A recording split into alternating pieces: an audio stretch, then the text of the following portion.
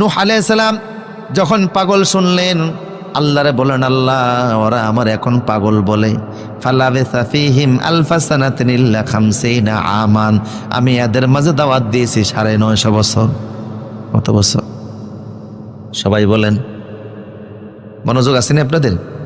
কত বছর? 950 বছর দাওয়াত কখন কখন দিছি? ইন্নী দাআউতু কওমি লাইলা ওয়া নাহারা, ইন্নী দাআউতু কওমি লাইলা ওয়া নাহারা, আমি দিনেও দাওয়াত দিয়েছি, রাতেও দাওয়াত দিয়েছি। দিনেও দিছি, রাতেও দিয়েছি। যখন আমি ওদেরকে দাওয়াত দিতাম, ইসলামের কথা বলতাম, ওয়াজআলুনা আসাবিআহুম ফি আযানিহিম, আমার আওয়াজ যেন তাদের কানে না যায় এই জন্য কানের মধ্যে আঙ্গুল পর্যন্ত দিয়া দিত। কি দিত? আমার আওয়াজ যেন না যায় এই জন্য কানে আঙ্গুল দিত। সেই যুগের ইসলামের দুশ্মনরা কানে যেন আওয়াজ না যায়, দিনের আওয়াজ কানে আঙ্গুল দিত।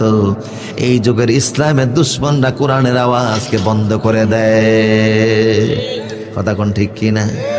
তবে বন্ধ করলে লাভ নেই। একটা জবান বন্ধ হলে 10টা জবান দিয়ে আল্লাহ কোরআন চালু করবেন।